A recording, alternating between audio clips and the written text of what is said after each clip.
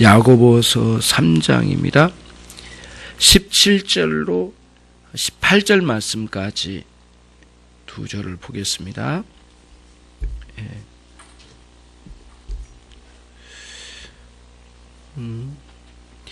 혹시 이제 우리 중에 성경책을 안 가지고 오신 분이 있으시다면 기본으로 돌아가십시오. 성경책 안 가지고 오시면 안 됩니다. 감히 하나님 앞에 예배드린다고 하면서 갖추지 않고 이렇게 하면 안 됩니다. 제가 말씀드린 것은 마음에 아주 깊이 새기시기 바랍니다. 이건 기본입니다. 성경책 안 가지고 오신 분 단 한 명도 있어서는 안 됩니다. 성경을 우리 같이 본문을 읽도록 하겠습니다. 17절로 18절입니다. 시작. 오직 위로부터 난지에는 첫째 성결하고 다음에 화평하고 화용하고 양심하며 긍휼과 선한 열매가 거듭하고 편협과 거짓이 없나니 화평케 하는 자들은 화평으로 심어 그의 열매를 거두느니라. 제가 읽어보겠습니다.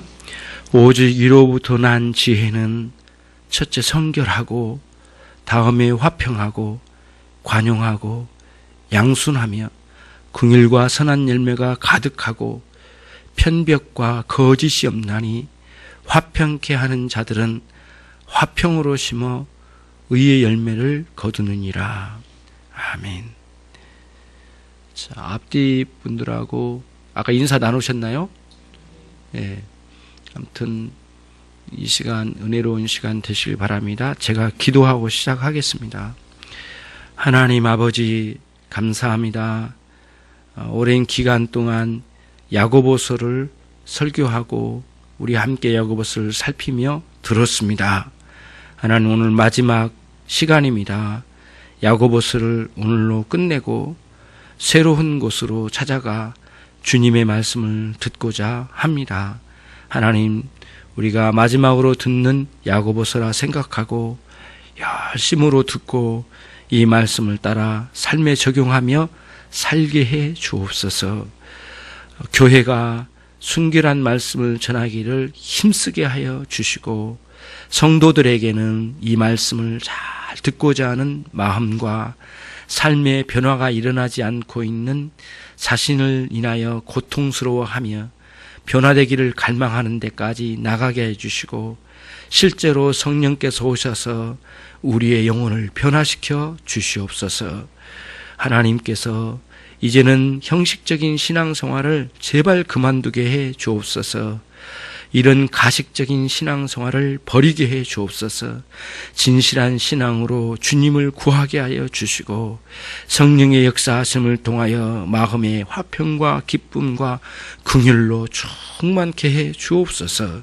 하나님의 은혜가 아니고는 도저히 이 형식적인 신앙생활을 극복할 수 없습니다. 하나님 저희를 때로는 말씀으로라도 괴롭혀 주시고 고통스럽게 만드시고 지옥의 고통과 같은 엄청난 고통을 느껴서라도 변화되지 않는 것을 못마땅히 여기시는 하나님의 마음이 우리 마음에 들어오기를 원합니다.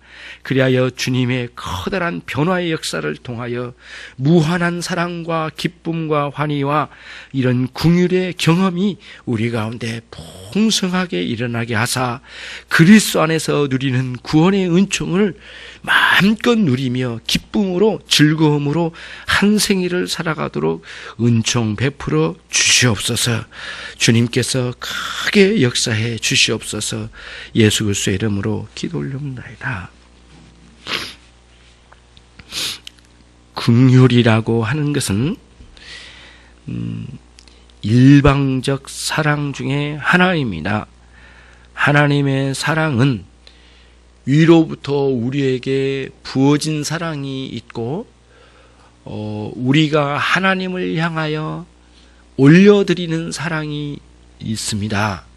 그런데 긍휼이라고 하는 하나님의 사랑은 하나님으로부터 우리에게 일방적으로 부어지는 쌍방이 아니라 일방적으로 부어진 하나님의 독특한 사랑 중에 하나가 긍휼입니다. 긍휼은 다른 말로 자비하심이라고도 표현할 수 있습니다.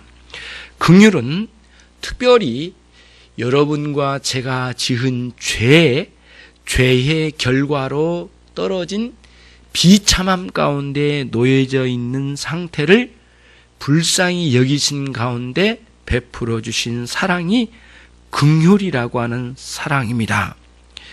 예수님께서 당신의 삶 가운데서 죄인들에게 보여주신 사랑이 긍휼의 사랑으로 드러내 보여주셨습니다. 긍휼을 신자들에게 나타내라고 명령도 해 주셨습니다. 예수님께서는 야고보 선생은 이 본문에서 긍휼을 나타내라고 말씀해 주고 있습니다. 긍휼과 함께 따라오는 선한 열매들을 많이 열매로 맺으라고 이제 야고보 선생님이 여기에서 이야기해 주고 있는 것을 보게 됩니다. 오늘은 17절 끝부분에 긍휼과 선한 열매가 가득하고 편벽과 거짓이 없나니 이 부분을 살펴보도록 하겠습니다. 물론 뒤에 있는 18절은 앞에 있는 17절을 보완적으로 설명한 것으로 보여집니다. 앞에 있는 화평이 있죠. 17절에도 또 화평을 재반복해서 이야기하고 있는 것은 화평케 하는 사람이 되기까지 어떤 방식으로 화평케 되는가라고 하는 그 화평케 하는 자의 삶의 원리를 18절에서 이야기하면서 화평뿐만 아니라 17절에 있는 성결, 화평, 관용, 양순, 긍휼 뿐만 아니라 선한 열매, 편벽이 없음과 거짓이 없음까지 전체 이런 성령님의 커다란 열매로 주어진 이런 내용들이 어떤 방식으로 우리 가운데 이루어지게 되는 건가, 그게 정착되는 건가, 그거를 18절에서 설명을 해줍니다. 이게 18절은 17절의 내용을 어떻게 우리에게 담지되는가, 요거를 설명해 준 거죠. 그게 18절의 방식이에요. 그래서 긍휼과 선한 열매들에 대해서 17절 끝부분에 나와 있는 긍휼과 선한 열매라고 하는 이 부분을 설명할 때 어떤 원리로 주어진가를 18절을 통해서 함께 먼저 생각해 보는 방법으로 긍휼과 선한 열매에 대해서 여러분과 함께 생각하도록 하겠습니다. 그러면 18절 말씀을 함께 읽도록 하겠습니다. 같이 읽습니다. 시작. 화평케 하는 자들은 화평으로 심어 의의 열매를 거두느니라. 심고 거두는 비유적인 방식으로 화평의 이 아주 귀중한 신자가 소유해야 될 화평을 이야기했습니다. 그러면 똑같은 논리로 긍휼을 심어 의의 열매를 거두느니라 이렇게도 말할 수 있는 거거든요. 긍휼히 여기는 자들은 긍휼로 심어 의의 열매를 거두느니라 이렇게도 읽을 수 있거든요. 그러니까 그 원리를 거기다 심는 거죠. 이제 긍휼을 그런 논리로 18절의 도움을 받아서 17절을 들어가는 겁니다. 그거를 이제 말씀드린 겁니다. 그래서 여기서 여러분들이 같이 읽었던 긍휼을 심어라고 하는 심어라는 단어가 이제 어떤 단어냐에 따라서 이 본문을 해석하는 하나의 중요한 단추가 될 것 같습니다. 심어라고 하는 스페이레타이라고 하는 이 단어가 3인칭 단수 수동태입니다. 자, 무슨 태라고요? 수동태예요. 자, 그러면은 우리는 본문에서 읽으면 18절 본문에 읽으면 화평으로 심었다고 할 때 내가 화평을 심은 것처럼 느껴지는데 원래 그렇게 읽으면 안 되고요. 화평이 심겨져서 이렇게 읽어야 됩니다. 그러니까 수동태로 되어 있습니다. 내가 화평을 심은 게 아니고 밖으로부터 화평이 심겨진 것을 말합니다. 이 논리를 여러분과 제가 잘 갖춰야 돼요. 그러므로 이제 여기서 긍휼도 마찬가지입니다. 긍휼을 우리 가운데 심겨주셔서 우리 가운데 긍휼의 능력으로 드러나게 되는 것이지, 우리가 긍휼 있지도 않은 긍휼을 우리 마음에 내가 어떻게 심어서 꺼낸 게 아니라는 것이죠. 그 논리를 여러분과 제가 잘 가자면 본문에 대해서 좀 생각으로 들어갈 수 있는 거고요. 이해가 더해집니다. 여러분, 참 중요한 문제예요. 그러면은 어떻게 해서 이제 이렇게 긍휼이 심겨졌는가? 이제 이런 긍휼은 이렇게 할 수 있잖아요. 긍휼이라고 하는 것은 불쌍히 여기는 거거든요. 이웃이나 친지나 주변 사람들을 불쌍히 여기는 것 할 수 있을 것 같죠. 예. 그런데 이제 성경에서 말하는 그런 방식으로 불쌍히 여기는 것은 또 다른 차원이 있기 때문에 이제 쉽지 않습니다. 남들을 불쌍히 여기는 것, 그거는 얼마든지 사람들이 인도주의적인 차원에서 사람끼리 할 수는 있지만 성경에서 말하는 그런 것은 아닙니다.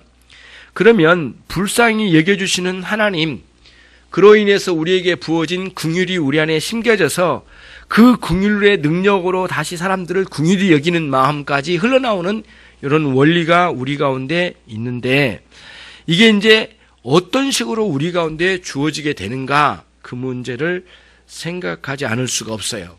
그거를 먼저 이제 생각하도록 하겠습니다. 이거는 우리 인간이 어떤 상태에 놓여져 있는가를 생각하지 않으면 이해가 좀 되지 않습니다. 그러니까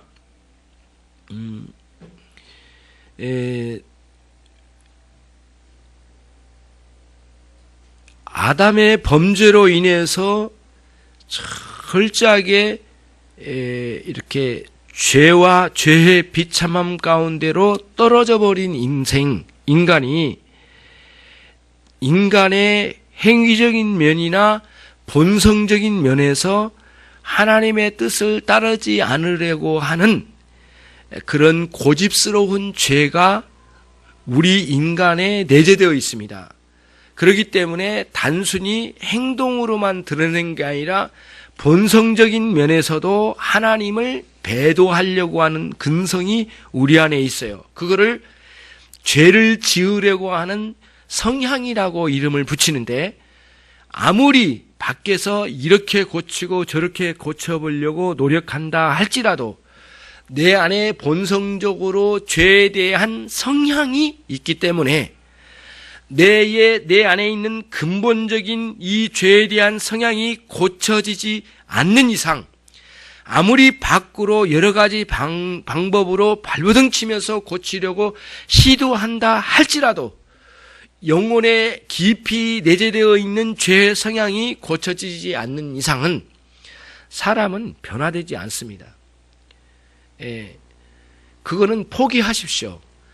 자신을 자신의 모양과 여러 가지 방식으로 고쳐보려고 하는 외향적인 방식으로 시도하는 모든 시도를 포기하십시오. 여러분 안 됩니다. 그런 방식으로는 절망입니다. 절대 안 됩니다. 여러분 아무리 노력해도 안 됩니다. 여러분 죽는 날까지 안 됩니다. 안 됩니다. 되지 않는 일을 뭐하러 합니까? 하지 마십시오.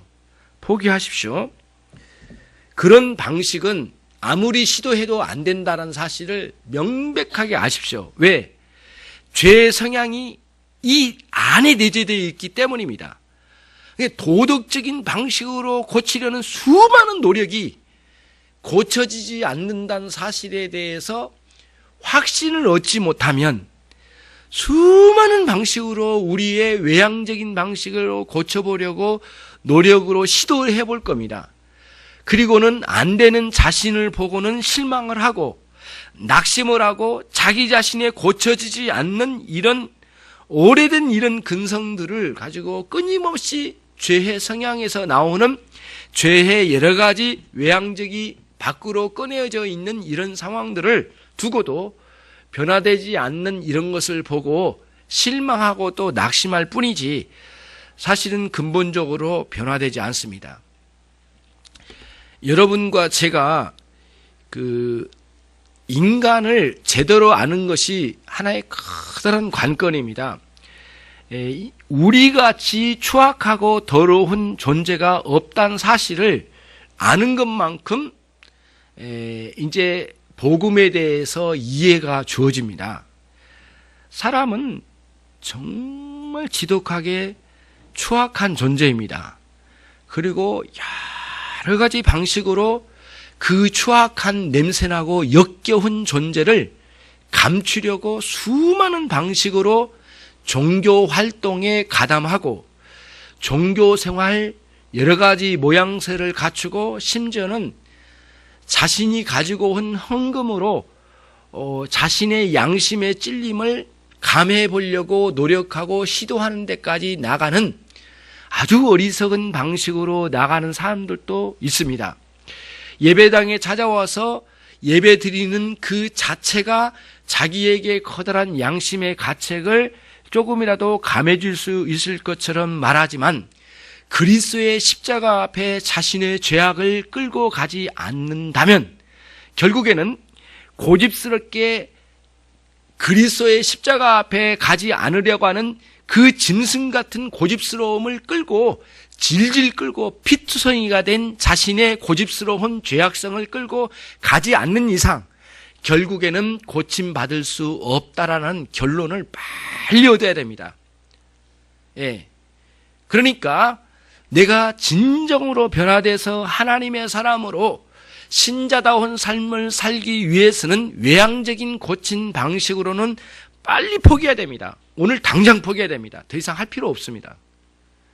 문제는 그리스도의 놀라운 십자가의 은혜 안으로 들어가는 일이 무엇인가를 아는데 알려면 뭐를 알아야 하냐면 내 자신이 얼마나 비극적인 존재인가를 알아야만 합니다. 한 사람이 있습니다. 교회 다닙니다. 예수님 믿지 않습니다. 예수님 믿는 신용은 했습니다만 여전히 주님이 믿어지지 않습니다. 나는 안 믿어진다고 하는데 정확히 말하면 안 믿으려고 고집 피우는 겁니다. 안 믿어진다라고 말하지 마십시오. 안 믿으려고 하는 수많은 요소들을 자기 인생 가운데 두고 그 이유를 가지고 안 믿으려고 엄청나게 노력하는 사람일 뿐이지 안 믿어진다라고 말하는 것은 자기 입장에서만 말하는 것이지 원래의 근본적 안으로 들어가 보면 믿지 않으려고 하는 우리의 고집스러움이 내 안에 있습니다. 이거는 여러분들을 두고 하는 것이 아니라 내 안에서도 있었던 거고 내 안에서도 끊임없이 부패하고 더럽고 추악한 것이 끊임없이 내 안에 잔존해 있는 것을 보게 됩니다. 예수님 믿어 구원에 이르렀지만 여전히 이런 요소들이 남겨진 것을 우리는 부정하지 않습니다. 그러나 그렇다고 해서 구원의 은총이 없는 게 아닙니다.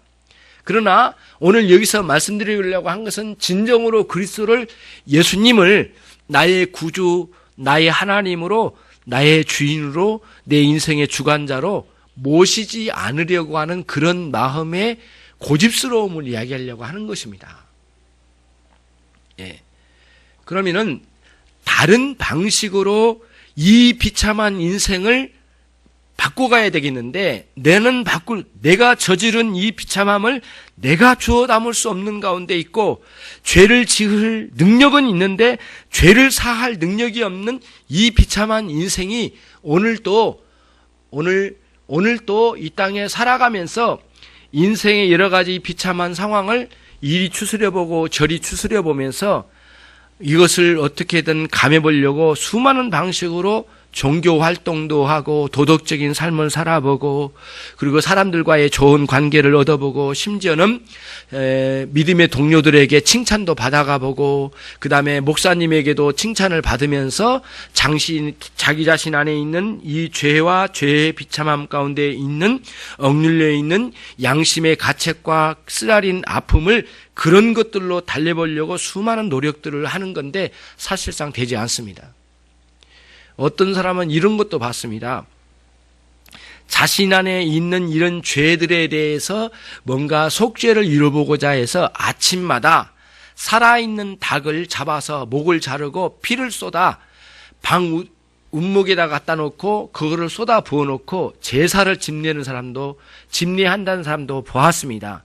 그래서 자신 안에 있는 악함과 죄성이 조금이라도 감해진다면 이거라도 해야 되지 않겠습니까?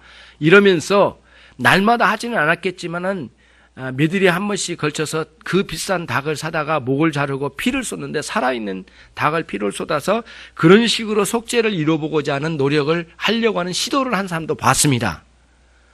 정신없는 집사는 그것도 가능하지 않느냐라고 말하는 것을 보았습니다. 아무튼 이런 방식 저런 방식으로 인생은 아무리 부정하려고 노력한다 할지라도 죄와 죄책으로 인해서 눌려있는 수많은 두려움과 아픔과 쓰라림, 죄의 결과로 떨어진 비참함 가운데 놓여져 있는 인생이 우리의 실존입니다. 이거를 부정하려고 아무리 노력해 보았자, 저도 노력해 봤지만 되지 않습니다. 인생은 그런 가운데 놓여져 있습니다. 왜냐하면 우리를 창조하신 그 창조주 하나님, 내 안에 영혼을 창조해 두신 그 하나님, 그 영혼과 마음의 주인 되신 그분을 배신하고는 단 하루도 편할 날이 없는 것이 인간이기 때문에 그런 결과로 떨어지게 된 것입니다. 물론 여러 가지 방식으로 우리는 변명을 합니다. 몸이 아픕니다. 내가 정신이 없습니다. 나는 바쁩니다. 나는 관심이 많습니다. 나는 돈을 벌어야 되겠습니다. 나는 가족을 봉양해야 되겠습니다. 나는 바쁩니다. 나는 시간이 없습니다. 나는 배워야 되겠습니다. 나는 갈 길이 많습니다. 가서 간섭해야 될 게 많습니다. 여러 가지 일들을 하고 나는 집에 가서 밭을 갈아야 되겠고 쟁기를 붙잡아야 되겠습니다. 별 소리를 다 한다 할지라도 결국에는 본질로 돌아와 보면 사실상 인간은 그 수많은 일들을, 수억의 일들을 해내면서도 결국에는 인간의 껍질의 부분을 다뤄가고 결국에는 자신의 이런 죄로 인하여 있는 고통과 눌림과 쓰라림을 이런 빨간 약으로 발라서 뭔가를 조금 이렇게 다스려 볼까 하는 것에 불과한 것 뿐이지 결국에는 근본적인 부분을 다뤄가지 못하고 있는 거죠. 그게 심지어는 암덩어리와 같고 사형 선고 내려진 암덩어리와 같은 것임에도 불구하고 사람들은 그런 약 하나 칠해가지고 나아보지는 않을까, 오늘 아픔 좀 덜 했으면 좋겠다, 이런 식으로 대처한 것하고 똑같아요. 결국에는 배를 가르고 그 안에 있는 암덩어리를 보고 그리고는 의사 선생님이 메스를 들이대고 그 암덩어리와 이 살과 붙어있는 거간을 잘라내가지고 그리고 그 자리에 있는 모든 핏덩어리를 다 쏟아버리고 거기를 딱 아물어서, 정확하게 아물어서 암덩어리를 완전히 제거를 시켜가지고 그리고 수술을 해서 딱 끝내줘야만 이게 되는 판인데, 대부분의 사람들은 죄의 비참함 가운데 놓여져 있는 그 안에 느끼는 고통을 달래는 수준에서 기독교 신앙생활을 하려고 하는 사람들이 대부분이라, 이런 말씀입니다. 그런 신앙생활은 빨리 종식시키고 정면으로 들어가는 겁니다. 하나님 나를 구원해 주시옵소서. 버리시렵니까? 구원하시렵니까? 하나님의 긍휼이 어디 있습니까? 그리고는 정면으로 도전을 해 나가야 됩니다. 하나님 살아계시다면 보여주십시오. 하나님 살아계십니까? 죽어 계십니까? 내가 몇십 년 동안 기독교 신앙생활을 했지만은 결론은 하나님 죽은 겁니다. 이렇게 용기 있게 말을 해야 됩니다. 그런 용기도 없이 살아계셨는지 죽으셨는지 그거 관심도 없고 종교 생활을 통하여 자기의 고통스러운 죄의 영향력 안에 있는 고통스러움을 달래는 수준으로만 신앙생활을 하지 말아야 된다는 겁니다. 빨리 정확한 진단을 복음 진리로 받고 그리고는 수술대 위에 올라가라고 하면 순종하여 올라가서 그리고는 전신 마취를 하고 배를 가르고 암덩어리를 잘라내야 되지 않겠습니까? 여러분과 제가 그래야 되지 않겠습니까? 오랫동안 신앙생활하고 여전히 자신 안에 죄가 역사한 것을 보고 있으면서도 온갖 모양으로 감추는 방식으로 자신이 그럴듯한 사람, 기독교인의 폼 잡을 수 있는 충분한 사람으로 생각한다면 여러분들은 번지수를 잘못 잡은 겁니다. 그만두셔야만 합니다. 그런 자기 속임을 빨리 버려야 된다는 겁니다. 정면으로 나가십시오. 그리스도의 십자가 앞에 나가십시오. 그리고 여러분의 죄악이 무엇인지 근본적인 부분을 생각하고 엎드려야만 합니다. 아담의 범죄로 말미암아 아담과 내가 일체가 되어 하나님께 배도의 길을 갔던 이 사악한 범죄를 하나님의 나라의 배도의 길을 간 저희 자신을 생각하고 하나님께 회개 기도해야 되지 않겠습니까? 어찌하여 여러분은 겨우 한다는 회개가 내가 이거 잘못했습니다. 저거 잘못했습니다. 이것도 잘못했죠. 저것도 잘못했죠. 나는 죄가 참 많네요. 개별적인 죄에 대한 회개만을 가지고 회개했다라고 말하는데 사실상은 근본적인 회개가 아니올시다. 그거는 상당 부분 죄로 인해서 아프기 때문에 아픔을 달래려고 하는 회개의 모양 갖춤의 가능성이 매우 많습니다. 복음적인 회개는 예수 그리스도 앞에 나와 여러분과 제가 아담과 함께 저지른 하나님의 나라에 대한 배도의 길 간 것을 그리스도 앞에 내어놓고 내가 하나님을 배도한 완악무도한 죄인이라는 사실을 깨닫고 그 자리에 엎드려야 되지 않겠습니까? 겨우 주일에 한 번 목회자가 예쁘고 아름답게 치장한 목회자가 앞에 나와서 가장 아름답고 그리고 부드러운 말씨로 여러분의 양심을 어루만져주는 방식으로만 이야기할 때에 우리 목사님 우리를 사랑해 주신다라고 착각을 하고 그러한 목회자와 야합하고 자신의 죄를 정면으로 대면하지 아니하고 이리저리 방황하는 마음으로 하나님을 피하고 돌아다니는 완악한 신자의 모양을 갖춘 인간들이 많다, 이런 말씀입니다. 여러분에게 이렇게 말하면 여러분 마음 상할 겁니다. 그러나 그리스도 앞에 여러분 죄를 토설하고 나오지 않는 이유는 무엇입니까? 여러분은 언제까지 회개하지 않으려고 합니까? 예배를 드리러 오신 겁니까? 예배의 참관자입니까?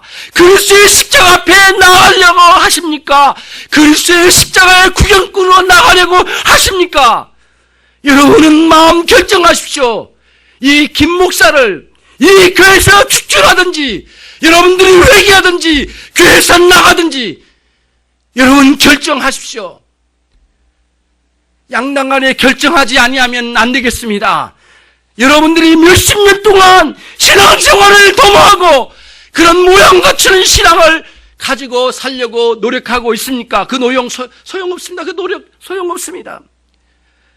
몇 날 며칠을 그리스도의 앞에 나와 회개해도 모자랄 판에 여러분은 어떤 모양으로 여러분 앞에 주어진 이 엄청난 멸망의 길을 보고서도 이리 피하고 저리 피하면서 그리스도의 십자가에 대면하지 않으려고 하는 이런 마음을 가지고 목회자가 말하는 어루만져주는 손길에 알랑거리며 서로 좋아하는 그런 신앙의 세계를 버리고자 하는 열망으로 나가지 아니하면 항상 그 자리에 머물러 있습니다.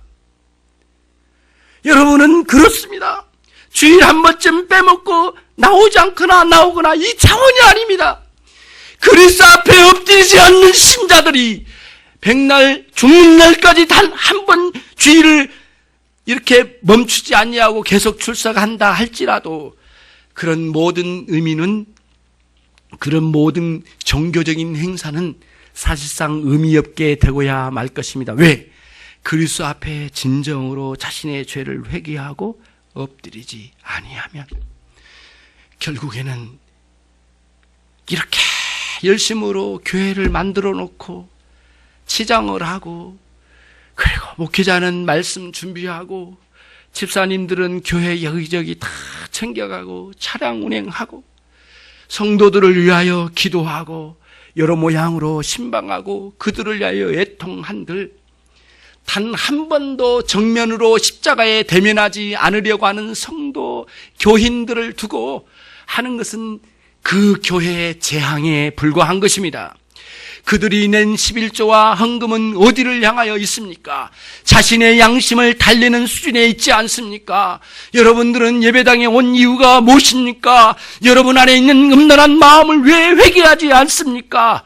여러분, 하나님을 배도의 길을 갔음에도 불구하고 이곳저곳 교회를 돌아다니면서 참관하고 어떤 설교가 좋은가, 어떤 목회자가 훌륭한가, 어떤 교회가 문화시설을 잘했는가, 어떤 교회가 오늘날 내 마음을 달래줄 수 있는가, 이런 마음으로 가지 않습니까? 여러분들은 틀렸습니다. 그렇지는 안 됩니다. 그래서는 안 됩니다.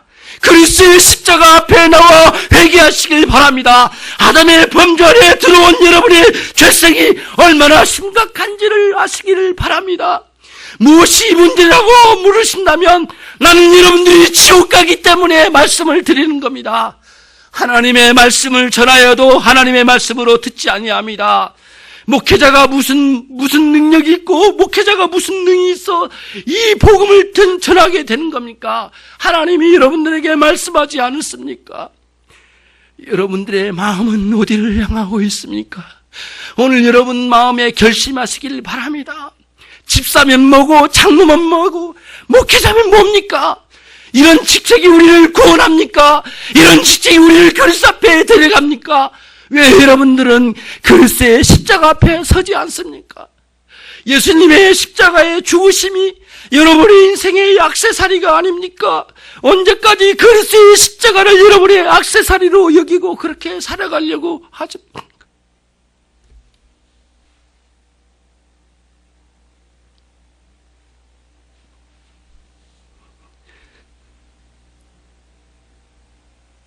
오늘 여러분들에게 말씀드립니다.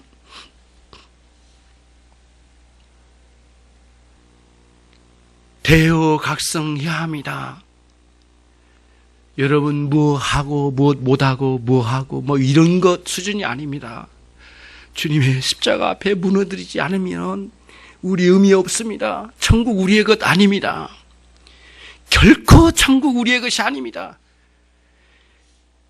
진정으로 회개하지 않고 회심하지 않는 사람들은 지옥이 우리를 기다리고 있습니다.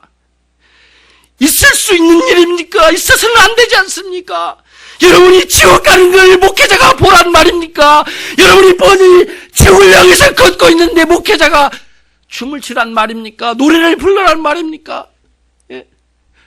목회자가 여러분이 11조를 받아먹고 여기서 먹고 사는 문제를 해결하는 것으로 만족해란 말입니까? 그러기보다는 오히려 날품 발휘하면서 먹고 사는 게 낫지 않습니까? 노동판에 가서 일하는 게 낫지 않습니까?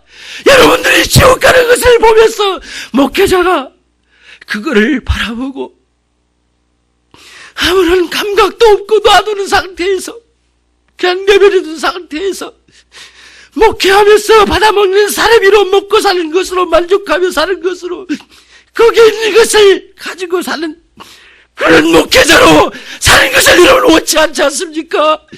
그러면 여러분 결단하시길 바랍니다. 여러분 집사님으로부터 권사님으로부터 모든 것까지 정말 참된 회심의 역사가 있느냐고 묻고 싶습니다.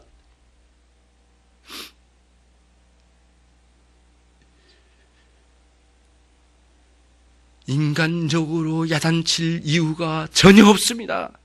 저는 그럴 의향도 없고 그럴 용기도 없습니다. 그리스도의 복음을 여러분 앞에 대드리고 있습니다. 여러분 어찌하여 피하고 있습니까? 마음에 결단하십시오. 사생결단입니다. 그리스도 앞에 무릎을 꿇어야 됩니다. 고난주간이 접어듭니다. 우리 회개해야 됩니다. 주님의 은혜를 구하지 않으면 모두 멸망합니다. 그 좋은 많은 돈, 그 화려한 권세, 그 열심히 배웠던 지식, 그 많은 노력, 그 많이 쌓아 올렸던 덕망, 이 모든 것이 지옥으로 밀고 가고야 말 것입니다. 여러분의 가정을 일구고 살아가는 목적이 뭡니까? 하나님의 나라의 영광을 위해서 살지 않습니까? 그런데 자신이 지옥 간다면 그 수많은 노력들이 어디를 향해 가고 있습니까? 그리스도를 붙드는 신앙으로 나가지 아니하면 여러분과 제가 엄청난 징벌을 면치 못하게 될 것입니다. 그리스도의 몸이 십자가에 찢겨진 것은 여러분과 제가 받을 고통, 그 죄악성이 무엇인지를 증명하는 하나의 증거가 됩니다. 죄는 반드시 그 결과를 얻게 됩니다. 죄는 반드시 그에 대한 책임이 있습니다. 하나님은 이 땅에 사람으로 우리를 보내주실 때에는 당신의 이러한 역사를 보여주시고자 원하셨습니다. 창조의 역사를 깨닫게 하고 믿게 하고 여기를 이끌어 주셨습니다. 그러나 사람들이 하나님을 향하여 배도의 길을 갔습니다. 여러분들은 여러분의 부모님을 잘 모시고 있지 않습니까? 그런데 여러분은 영적인 아버지인 하나님은 모시지 아니하고 하나님을 향하여 배도의 길을 가고 삿대질을 하고 사는 것이 죄가 아니고 무엇이겠습니까? 큰 죄나 작은 죄나 죄의 본질은 같으니 하나님을 향하여 배도의 길을 가는 것이고, 죄는 그 속에 적대감을 품은 것이 아니고 무엇입니까? 적대감이 뭡니까? 하나님을 적수로 여긴 것이 아니고 무엇이었습니까? 일생을 통하여 내가 복음을 못 들었다고 변명했지만 오늘 이후로 여러분 변명하지 못할 겁니다. 그리스도의 십자가 앞으로 나오라고 말했음에도 불구하고 듣지 않는 이유는 무엇입니까? 어디로 피하려고 하십니까? 왜 여러분 눈 감고 계십니까? 여러분 어찌하여 복음을 듣지 않으려고 하십니까?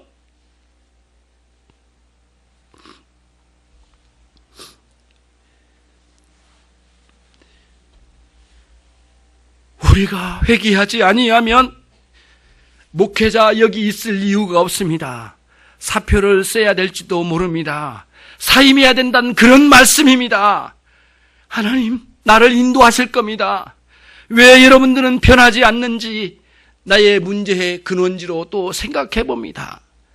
여러분, 돌아봅시다. 왜 여러분의 삶이 변하지 않고 있는지는 삶이 변한 게 아니라, 안 변한 것이 아니라 영혼이 변하지 아니었기 때문입니다. 그 본질로 들어가야 됩니다. 영혼이 변하지 않기 때문입니다. 영혼 변하지 않으면 마음 변하지 않습니다. 마음 변하지 않으면 어떻게 됩니까?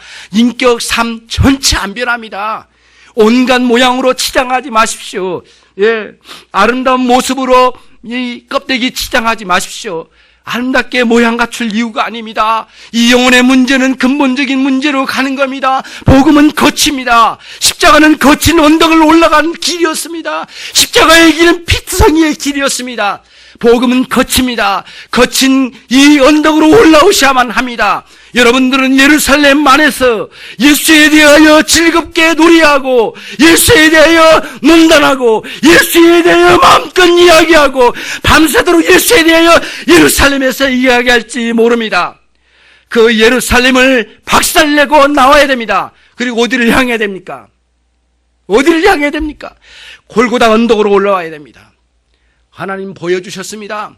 끝까지 예루살렘에 머물러 있는 영혼들을 하나님 놔두시지 않으셨습니다. 예수님 승천하시고 난 40년 후에 예루살렘을 돌 위에 돌 하나 있지 않도록 멸망시켜 진멸시켜 버리셨습니다. 기록에 의하면은 최대로 많이 모이면 300명, 400만 명이 모일 수 있는 장소가 예루살렘인데 최대입니다. 최대. 죽은 숫자가 300이 넘는답니다. 300만 명이 넘는답니다. 하나님께서 끝까지 그리스도를 거역하고 거기에 머물러 있는 영혼들을 박살내는 아주 그 의미 있는 장면으로 멸망시키셨습니다. 언젠가는 그리스도 앞에 십자가 앞에 깨트려지지 않는 인생은 그와 같이 된다는 사실을 보여준 겁니다. 얼마나 무섭습니까, 여러분? 여러분 엄청나게 무섭지 않습니까? 그런데 여러분 무섭지 않죠? 하나님의 진노하심이 무섭지 않죠? 뭐가 무서운 줄 아십니까? 하나님에 대한 두려움보다는 세상에 대한 두려움에 살죠. 사람들의 눈치가 두렵죠. 사람들의 염치가 두렵죠. 사람들과의 관계가 두렵죠. 세상이 나를 어떻게 볼까가 두렵죠. 세상이 나를 어떻게 평가할까가 두렵죠. 우리 가족들이 나를 어떻게 볼까가 두렵죠. 그리고 친척들이 나를 어떻게 볼까 두렵죠. 목회자가 나를 어떻게 평가할까가 두렵죠. 교인들이 나를 어떻게 볼까가 두렵죠. 내가 11조 안 하면 어떻게 될까 될까? 사람들이 어떻게 욕할까? 내가 헌금을 하지 아니하면 어떻게 될까? 내가 헌신하지 않으면 어떻게 될까? 내가 예배당에 가지 아니하면 사람들이 나를 어떻게 볼까? 사람으로 취급하지 아니할 거야. 그런 두려움이 있지 않습니까? 그런 모든 두려움을 다 감싸서 하나님 앞에 가서 불태우시고 하나님을 두려워한 자리로 가야 된다, 이런 말씀입니다. 종교는 모두 두려움에서 나왔습니다. 두려움을 달래려고 하는 수많은 종교들이, 얼마나 많은 종교들이 일어났습니까? 이 세상의 두려움, 자신의 두려움, 이런 형편의 두려움입니다. 이런 모든 자기의 죄의 결과로운 모든 비참함에 대한 두려움입니다. 이런 것들을 달래고 하는 수많은 요소가 종교로 일어났습니다. 그렇기 때문에 그런 두려움에 사로잡힌 사람들을 이단들이 사로잡아서 끌고 간 것입니다. 인간적인 두려움, 세상에 대한 두려움, 이런 관계적인 두려움, 종교적인 두려움에 사로잡힌 영혼들을 끌어가지고 멱살 잡고 질질 끌고 가지고 신천지고 먼천지고 막 끌고 가는 겁니다. 그리고 거기서 그 두려움을 달래주는 것이죠. 그리고 해소시키는 것이죠. 저는 단연코 말합니다. 그것은 모두 가짜라고 말이죠. 그런 식으로 우리의 두려움을 달래는 것은 종교 생활일 뿐이지 십자가 앞에 들어와야 됩니다. 하나님을 두려워야 된다, 그 뜻입니다. 모든 세상을 다 두려움을 버리고 그 두려움 대신 여호와 하나님을 두려워한, 하나님의 진노하심 앞에 두려워하고 그분이 뭘 내리실 영원한 벌 형벌에 대해서 두려워하고 하나님을 두려워하며 그분 앞에 회개하여 엎드려 나를 용서해달라고 나가는 회개의 자리에 나가지 아니한다면 여러분과 저의 인생에 하나님의 긍휼은 없습니다. 하나님의 긍휼은 남의 것입니다. 회심한 옆에 있는 집사님의 것입니다. 회심한 다른 동료의 것이 될 것입니다. 그런 하나님의 긍휼은 남의 교회에, 다른 교회의 성도들의 것일 겁니다. 여러분의 모든 것을 타파하고 정면으로 본질로 돌아가서 그리스도 앞에 회개하는 신앙이 있지 않고는 안 된다, 이런 말씀입니다. 아무리 교리를 가르치면 뭐합니까? 아무리 소요리 대오리 문답을 가르치면 뭐합니까? 여러분 안에 이런 회개의 역사가 있지 아니하고는 이런 말씀이 여러분의 귓가에 들려지지도 않고 의미가 없지 않습니까? 그러므로 여러분 대호각성하고 그리스도 앞에 나와야 됩니다. 그리고 그리스도 십자가에 퍼부으신 하나님의 진노하심을 보시길 바랍니다. 내가 회개하지 않으면 그리스도의 십자가의 진리가 깨어져 죽어가신 그리스도처럼 우리도 모두 진밀하여 멸망하고야 말 것입니다. 여러분이 그런 길을 가는 것을 방관하는 자가 목회자가 되어서는 안 됩니다. 목회적 양심, 영적인 양심으로 되돌아가 보면 가장 극심한 압박이 그것입니다. 여러분이 교회에 나오고 안 나오고 차원이 다릅니다. 그 이유 이상입니다. 교회에 출석 잘하지 않는 것은 그 이하의 문제인데 그것도 문제이지만 그 이상의 문제를 말씀드리고 있습니다. 그리스도 앞에 무너져야만 합니다. 고집스러운 가운데 있는 여러분들을 다시 붙들고 그 복음 앞에 데려가고 싶습니다. 주님은 여러분을 위하여 죽으셨습니다. 회개할 마음을 가진 그 영혼들은 그 십자가의 능력이 여러분 안에 임하고야 말 것입니다. 그러면 여러분 안에 지독하게 붙잡고 있는 죄의 역사가 무너지고야 말 것입니다. 이제는 여러분들을 지배하고 있었던 죄의 능력과 그 지배력이 무너지고야 말 것입니다. 그리고 하나님께서 부어주신 은총이 지배하고야 말 것입니다. 예전에는 죄가 내 인생을 주관하였지만은 이제는 하나님의 은총이 여러분의 인생을 주관하고야 말 것입니다. 그러면서 죄와 싸울 수 있는 능력이 주어지고 내 인생을 주관한 주도적인 역사가 하나님의 은혜가 될 것입니다. 그리고 내 안에 있는 잔재하는 이 죄의 근성들은 작은 것에 게를날처럼 여기 뛰고 저리 뛰고 날뛸지 모르지만 일생 동안 그리스도의 은혜로 말미암아 짓눌리고야 말 것입니다. 그때 우리는 이 죄와 더불어 싸워야만 합니다. 자동적으로 죽어가는 죄가 아닙니다. 죄를 버릴 때는 결단을 가지고 버려야 됩니다. 오랫동안 감싸 안고 있는 그 죄의 근성들을 직시하고 이것에 대한 혐오감을 가지신 하나님의 마음을 헤아리고 그 죄를 버리십시오. 중심의 그 죄는 작은 죄이든 큰 죄이든 모두 하나님을 향한 적대감을 가지고 있는, 하나님을 원수로 여기는 그 근성이 그 안에 내재되어 있습니다. 그것을 뿌리 뽑아버려야 됩니다. 그리고 그것과 싸워야만 합니다. 그리고 난 뒤에 세상의 유혹과 마귀의 세력과 내 안에 있는 정욕과 이것과 정면으로 더들어서 싸워가며 하나님 나에게 은혜를 주십시오. 그리스도의 십자가에 주신 그 은혜의 의미가 내 안에 역사되게 해주옵소서. 성령의 역사하심과 말씀으로 깨달음과 말씀의 깨달음의 역사를 통하여 성령의 역사하심을 통하여 내 마음의 은혜의 충만함으로 이 문제와 싸워갈 때에 하나님 이 죄를 버리게 해주시면, 예전에는 엊그제까지는 내가 이 죄에 대해서 즐겼지만 이제는 역겹고 시궁창 같은 상황입니다. 이렇게 버리고 가는 것입니다. 그러면서 정면적으로 변화가 일어나면 우리 마음에 하나님의 긍휼의 역사가 일어나게 됩니다. 나를 불쌍히 여기신 하나님의 자비하심이 내 안에 들어온다, 이런 말씀입니다. 여러분, 너무 많은 사람들이 하나님을 가짜로 믿습니다. 여러분, 너무 많은 사람들이 하나님을 자비로우심, 의로우심, 인자하심, 참 아름다운 용어로 말은 잘합니다. 그러나 그 인자하심, 자비하신 그 은총의 하나님은 내 안에 역사한 것에서는 관심이 없습니다. 남의 종교 생활에 도움 역할 정도, 그렇죠? 남의 종교 생활에 치어리더 정도로 춤추고 난리치고 사람들을 흥겹게 만드는데 역할을 하다가 사라지는 광대처럼 살다갈 인생이 아니지 않습니까? 우리는 정면적으로 하나님의 자녀가 되어야 되지 않겠습니까? 하나님의 백성으로 살아야 되지 않겠습니까? 그럼 여러분과 제가 어떻게 해야 되겠습니까? 그리스도의 십자가 앞에 나가야 되지 않겠습니까? 여러분, 예수님에게 나가서 이렇게 물어야 되지 않겠습니까? 주님, 어찌하여 나를 대신하여 십자가의 저주를 받으셨습니까? 그 저주는 내가 받아야 되는데 왜 예수님이 그 자리에서 저주를 받으셨습니까? 주님을 흘리신 그 심장에서 흘러나오는 이 핏덩어리는 도대체 뭡니까? 내 육체, 내 영혼이 피 흘려야만 한 그것이고 물 흘려야만 한 그것인데 왜 주님이 나를 대신하여 거기에 죽으셨습니까? 나를 대신하여 저주받으신 주님을 붙들고 하염없이 붙들고 벌벌 떨면서 주님 앞에 나가야 되지 않겠습니까? 그때 주님 여러분에게 말씀하실 겁니다. 야, 네가 그렇게 말하는 게 일리 없는 이야기는 아니지만 너는 네 안에 있는 모든 심장에 있는 피를 다, 혈관에 있는 모든 피를 다 쏟는다 할지라도 너는 너의 죄에 대해서 사할 수 없느니라. 인류에 있는 모든 죄인들은 죄 지을 능력은 있지만 죄사함의 능력은 안 주어졌느니라. 그러니까 내가 아버지의 보내심을 받아 여기 와서 너를 위하여 심장에 꿰뚫려져서 피 쏟아 너를 위하여 다 쏟음으로 이 피의 능력은 저 짐승들이 흘렸던 양과 소와 제물로 드렸던 모든 짐승들의 피와는 성격이 다르니라.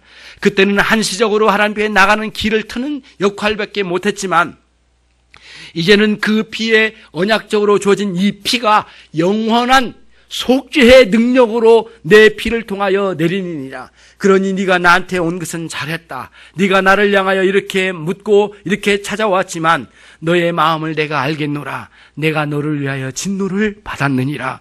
그러니 너는 다시는 너의 죄 때문에 네가 진노받아 죽지 않게 될 거다. 너는 이후로 나와 함께 먹고 마시자. 내가 네 인생 안에 들어가고 너는 내 안에 들어와라. 너는 내 안에 들어와 내 말을 지키고 그 말씀을 따라 순종해 나가는 믿음의 생활이 내 안에 들어온 것이 아니겠는가?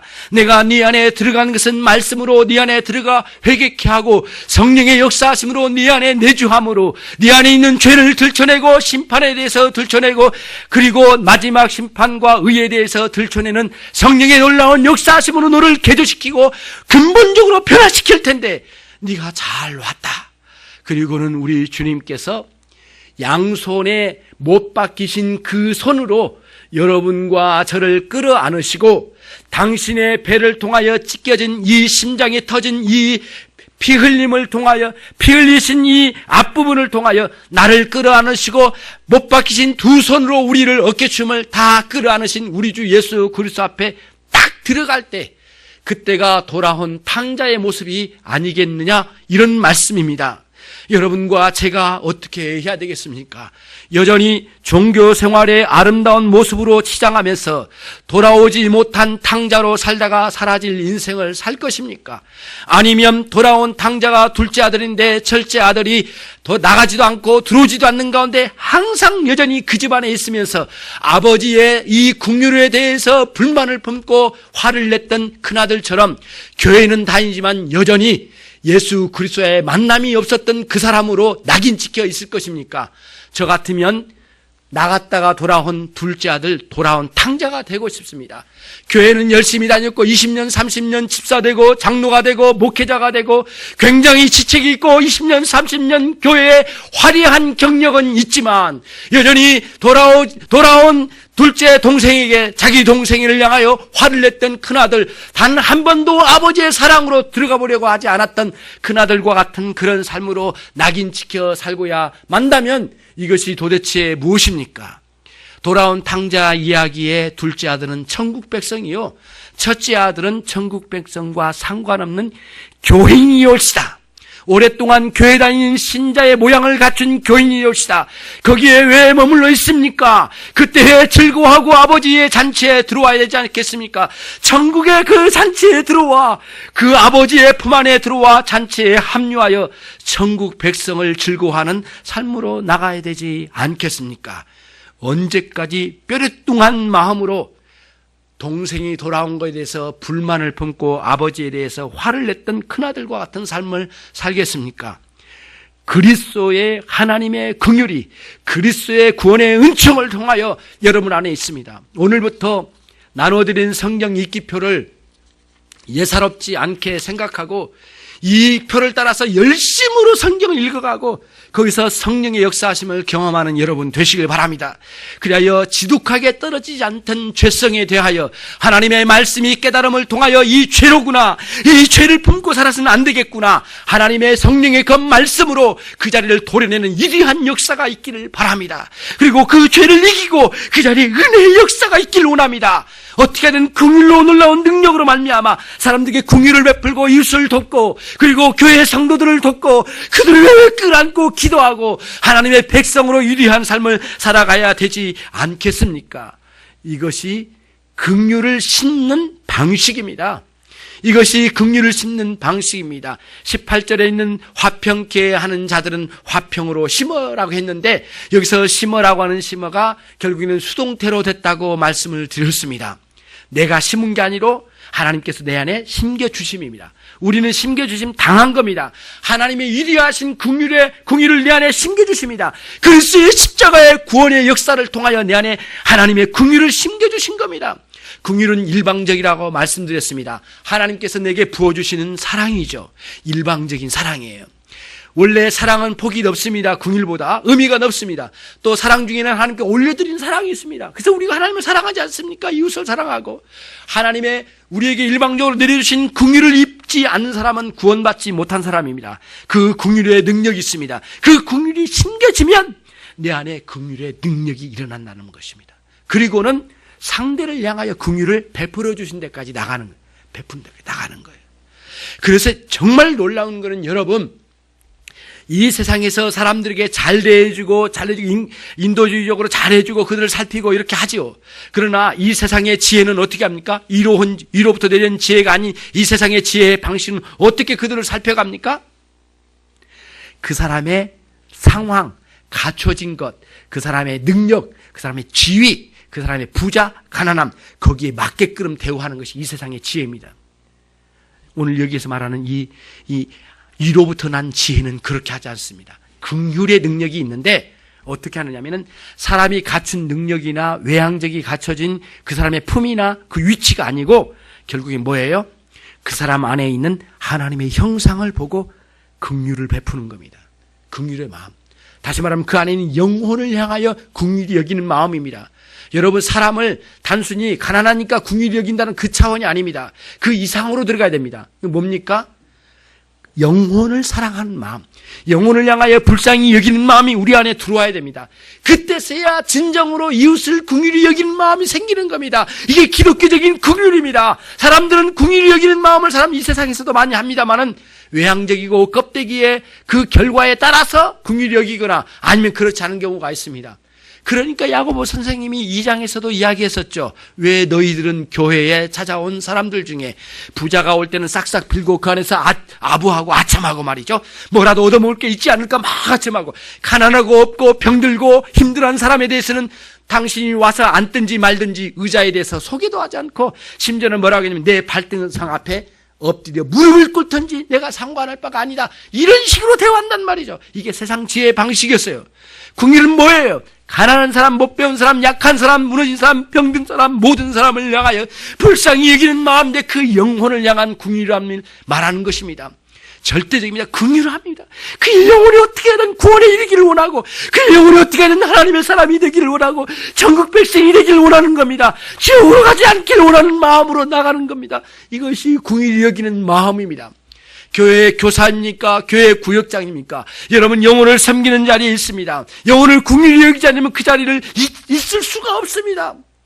결코 있을 수 없습니다. 영혼을 불쌍히 여기지 않으면 안 됩니다. 그렇기 때문에 하루 결석하면 마음이 얼마나 아픈지 모릅니다. 영혼을 향한 긍휼히 여기는 마음에서 우러나오는 안타까움이 아닐 수가 없습니다. 여러분과 저에게 긍휼을 심어주신 하나님의 은총이 있기를 축원합니다. 이제 그 긍휼의 씨앗을 우리 안에 심겨주셨습니다. 그랬더니 그게 이제 우미 돋고 싹이 나아지고 줄기를 뻗고 이파리를 내고 꽃을 피고 열매를 맺는데, 그 열매가 뭐냐면 의의 열매라는 것입니다. 의의 열매는 두 가지입니다. 하나는 사랑으로, 하나는 심판적입니다. 두 가지 방향으로 나갑니다. 심판적으로 하나님께서 이 세상을 정화시켜 나가시고, 하나님 당신의 사랑으로 사죄의 은총을 내려준 방식으로 이 세상에 당신의 거룩함을 실현시켜 나가시는 것이죠. 이런 방식으로 나가는 것이에요. 그게 의의 열매를 거두게 될 게, 반드시 거두고야 말 것입니다. 긍휼히 여기는 여러분 되시길 바랍니다. 예수님 말씀하셨습니다. 긍휼히 여긴 자는 복 있나니. 원래는 그렇게 읽지 않습니다. 복 있는 자여 긍휼히 여길지어다. 너희가 긍휼히 여김을 받을 것이다. 복 있는 자가 먼저 나옵니다. 왜 복이 있습니까? 누구에게 말합니까? 신자에게 말합니다. 예수 그리스도의 십자가에 구원을 얻은 사람들, 그 사람들은 이미 복이 있다는 말씀입니다. 다시 말하면 그 사람에게 뭐가 있다? 긍휼이 심겨져 있다, 그 뜻입니다. 너희들은 긍휼이 심겨져 있기 때문에 너희는 복이 있다. 그리고 긍휼을 베풀 수 있다. 긍휼을 베풀어라. 그러면 또 놀라운 긍휼의 역사가 확산되지 않겠는가? 그런 말씀이 마태복음 5장 7절 말씀, 긍휼히 여긴 자는 복이 있나니 저희가 긍휼히 여김을 받을 것이며, 주님 말씀해 주셨습니다. 긍휼의 시작과 진행과 그리고 결과까지 마태복음 5장 7절 말씀에서 말씀해 주신 것입니다. 마지막으로 간단히 정리합니다. 편벽과 거짓이 없나니 하늘로부터 온 지혜의 특징, 마지막 끝부분입니다. 17절 끝부분에 편벽은 쉽게 말하면 그 편견입니다. 편견. 이렇게 한쪽으로 치우쳐진 거죠. 예. 뇌물을 받은 재판장이 한쪽으로 치우쳐진 거거든요. 요즘 뇌물을 받은 그 재판장이 많다면서요. 있다면서요. 이런 그 뇌물을 먹은 이런 검사도 있고 말이죠. 뇌물을 먹은 이런 변호사도 있고 말이죠. 이 세상은 언제나 그럴 거예요. 이 세상은 공정하지 않아요. 항상 공정하지 않아요. 하나님의 나라는 그러나 공정해요. 하나님은 이렇게 편파적이고 편견을 가지고 이루지 않으셔요. 우리의 형편, 가난하거나 잘나거나 아니면 잘 먹고 잘 살거나 이런 것에 두고 있지 않아요. 외면적 이 껍데기를 가지고 판단하는 이런 편견을 가지고 우리를 대하지 아니하셔요. 반드시 정당한 방식으로, 공평한 방식으로 우리에게 이제 그런 은혜를 내려주셔요. 그리고 이 공평한 방식으로 우리를 대해주시기 때문에 각각의 영혼들을 향하여 그렇게 대해주신 거예요. 이게 공평함이 단순히 남들과 똑같이 대해진다는 그 차원이 아니에요. 한 사람 한 사람에게 동일하게 이 영혼을 향하여 사랑하는 마음을 심겨주시는 하나님이 그런 차원이에요. 인도주의적인 차원에서 공평함이 아니에요. 영혼을 향한 사랑하신 하나님의 위대한 절대적인 그 사랑, 공평의 사랑이에요. 그것을 여기에서 말씀해주고 있는 것이죠. 그래서 신자라고 말하면서 사람들을 향하여 차별 대우하는 것은 하나님의 공평하신 그 긍휼, 그 사랑에 대해서 알지 못한 무지함 가운데서 나온 거예요. 교회 안에서도 그것을 있어서는 결코 안 되겠고요. 혹시 그런 실수를 했다면 회개하시면서 진정한 이런 공평하게 대해주는 이 방식으로 모든 성도들에게 사랑을 베풀어야 될 줄로 압니다. 끝으로 마지막 거짓이 없나니 그렇게 되어 있습니다. 거짓이 없대요. 진실하다는 뜻입니다. 하늘의 지혜를 입은 사람은 진실하다. 그래서 진실하다는 우리 표현으로 말하면 진심 어린 태도로 대우해준다 뜻입니다. 진심 어린 태도로요. 형식적이나 껍데기로 가식적인 태도로 섬기면 안 됩니다. 반드시 자신 안에 진실함으로 흘러나와야 돼요. 이거 없으면 안 됩니다, 여러분. 앞으로 영혼을 섬기고 교회 섬길 때, 영혼들을 위하여 기도할 때 진심에서 우러나와서 해야지. 이렇게 형식적이로 가식적인 태도로 사람들을 해준다면 이게 뭐가 되겠습니까? 이건 하늘의 지혜가 아니에요. 이 세상에 그런 것은 많이 있어요. 그러나 우리는 그것들과 결별하게 된 것이에요. 한 분을 향하여 대우할 때, 그의 영혼을 사랑한 마음으로 나아갈 때 진지한 영혼을 향한 궁휼히 여기는 마음이 진지성을 드러내고 진심 어린 태도로 그를 대우하게 될 것입니다. 이런 방식으로 성도들을 섬기고 내 안에도 그 진심이 있는 것을 증거함으로 하늘로부터 위로부터 난 지혜가 무엇인지를 참신자 안에서 드러내게 된다라고 하는 것을 보여준 겁니다. 그렇지 않고는 결국에는 다른 이 세상의 지혜는 세상적이요 마귀적이요 유욕적이라고 우리가 이전에 일전에 말씀에서 배우게 되었습니다.